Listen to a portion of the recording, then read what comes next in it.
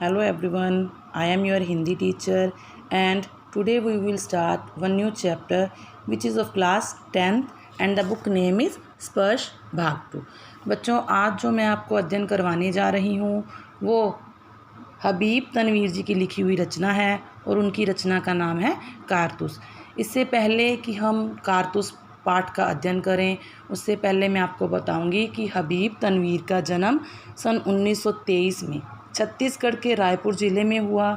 इन्होंने सन 1944 को नागपुर में स्नातन की उपाधि धारण की। नाटक में इनकी विशेष रुचि रही है, इसीलिए इन्होंने कई प्रकार के नाटक लिखे, जहाँ इनके प्रसिद्ध नाटक थे आगरा बाज़ार, चरणदास चोर, देख रहे हैं नैन और हिरमा की अमर कहानी। इन्होंने कई रचनाओं का हिंदी में अनुवाद भी किया। इसके साथ साथ हबीब तनवीर ने बसंत ऋतु का सपना, शाहजहाँपुर की शांतिबाई, मिट्टी की गाड़ी, मुद्रा राक्षस जैसे नाटकों का हिंदी में अनुवाद भी किया, जो कि आधुनिक रूपांतरण भी किया गया था।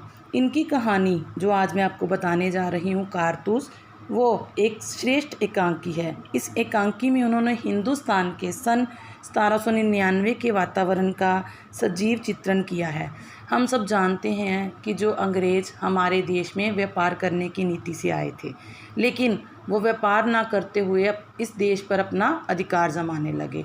ईस्ट इंडिया की कंपनी की स्थापना के बाद धीरे धीरे उन्होंने लोगों पर अपना अधिकार जमाना शुरू कर दिया, कई रियासतों को अपने राज्यों में मिलाना शुरू कर दिया। लेकिन जैसे जैसे उनके इरादे मजबूत होते गए, वैसे वैसे ही इस देश को आज़ाद कराने के लिए लोगों में एक चिंगारी भड़क उठी। उन्हें जब पता चला कि हम अंग्रेज़ों के ग़ुलाम होते जा रहे हैं, तो उन्होंने कई प्रयास किए अपने आप को और अपने देश को आज़ाद करवाने के लिए। देश की आज़ादी में कई जांबाज लोगों ने अपने हुनर दिखाए। जैसे हम कह सकते हैं कि हमें महात्मा गांधी जी, पंडित जवाहरलाल नेहरू जी, भगत सिंह, इन सब ने देश को आज़ाद करवाने के लिए अपने प्राणों की परवाह तक नहीं की।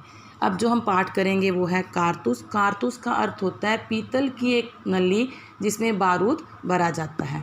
अब इसमें जो पात्र हैं, एक कर्नल है, दूसरा लेफ्टिनेंट है, तीसरा सिपाही और एक सवार। अब इसकी अवधि है जो 5 मिनट और ज़माना है सन 1799 का। समय रात का मतलब रात्रि। गोरखपुर के जंगल में कर्नल कॉलिंस के खेमे का अंदरूनी हिस्सा। खेमा होता है किसी जगह पर डेरा डालना, वहाँ पर जंगल में एक स्थान पर कर्नल कॉलिंस ने अपना खेमा लगाया हुआ था। 2 अंग्रेज़ बैठे बातें कर रहे हैं, कर्नल कॉलिंस और एक लेफ्टिनेंट।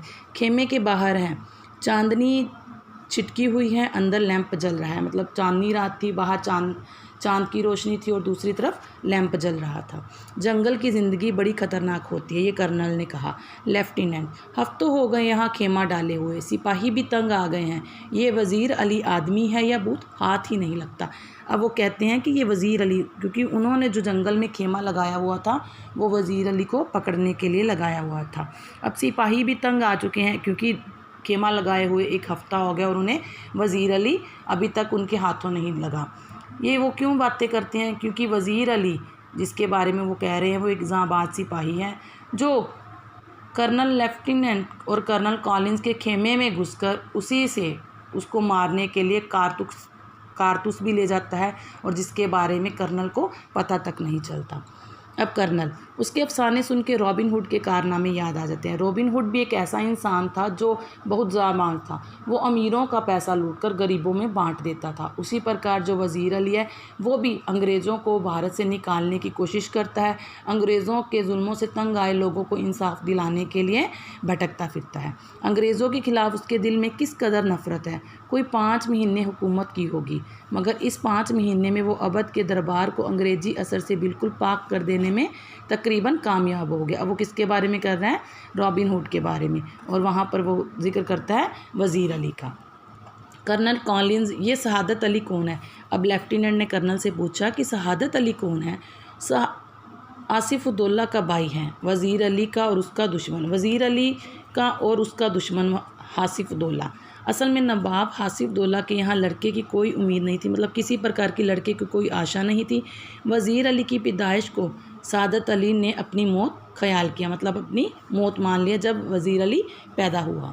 मगर सादत अली को अवध के तख्त पर बिठाने में क्या मसलहत थी, मतलब क्या चक्कर था या क्या मामला था कि उसे अवध के तख्त पर बिठाया गया। सादत अली हमारा दोस्त है और हम बहुत ऐश पसंद आदमी हैं, मतलब उसने कहा कर्नल ने कि सादत अली हमारा दोस्त हैं और हम बहुत ऐशे प्रस्त ज़िंदगी जीते हैं, मतलब बहुत ऐश की ज़िंदगी जीते हैं, इसलिए हमें अपनी आधी मुमलिकत मतलब आधी जायदाद जो दी थी और 10 लाख रुपए हमने उसके नाम कर दिए। अब वे भी मज़े करता है और हम भी मज़े करते हैं।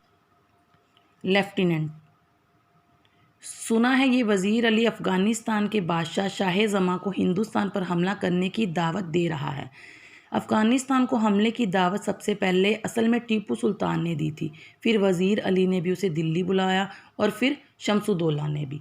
अफ़गानिस्तान को हिंदुस्तान पर हमला करने की, अफ़गानिस्तान के बादशाह को हिंदुस्तान पर हमला करने की दावत कौन दे रहा है?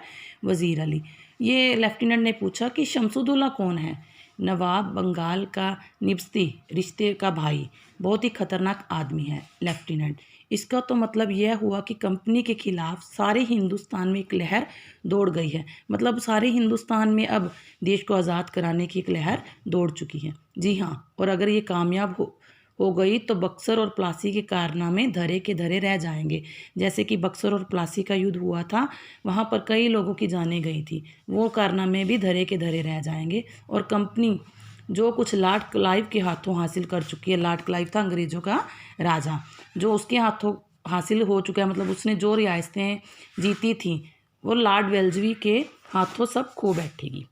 लेफ्टिनेंट, वज़ीर अली की आज़ादी बहुत ख़तरनाक है, हमें किसी न किसी तरह इस शख्स को गिरफ़्तार कर ही लेना चाहिए। वज़ीर अली की आज़ादी बहुत ख़तरनाक है, हमें किसी न किसी तरह इस शख्स को गिरफ़्तार कर लेना चाहिए, ये लेफ्टिनेंट ने कहा। लेकिन कर्नल ने कहा कि पूरी एक फ़ौज लिए उसका पीछा कर रहा हूँ, वो बरसों से हमारी आंखों में धूल झोंक रहा है, इन्हीं जंगलों में फिर रहा है और हाथ नहीं आता। उसके साथ चंद जांबाज हैं, मुट्ठी भर आदमी ये दमखम, मतलब उसके साथ कुछ ही लोग हैं लेकिन उसमें जोश बहुत है। सुना है वज़ीर अली जाती तौर से भी बहुत बहादुर आदमी है, बहादुर ना होता तो ये कंपनी के वकील का कत्ल न कर देता। अब कर्नल ने लेफ्टिनेंट को बताया कि वो बहुत बहादुर है, उसने कंपनी के वकील का कत्ल तक कर दिया था। ये कत्ल का क्या किस्सा था कर्नल? किस्सा क्या हुआ था? उसको उसके पद से हटाने के बाद, मतलब उसको उसकी नौकरी से हटाने के बाद वज़ीर अली को बनारस पहुंचा दिया गया। 3 लाख रुपए सालाना वजीफ़ा मुकर्रर कर दिया गया। कुछ महीने बाद गवर्नर जनरल ने उसे कलकत्ता तलब किया, मतलब फिर से उसकी जो ट्रांसफ़र है उसका तबादला कर दिया। वज़ीर अली कंपनी के वकील के पास गया जो बनारस में रहता था और उससे शिकायत की कि गवर्नर जनरल उसे कलकत्ता में क्यों तलब करता है। वकील ने शिकायत की परवाह न की बल्कि उसे उल्टा सुल्टा सुना दिया।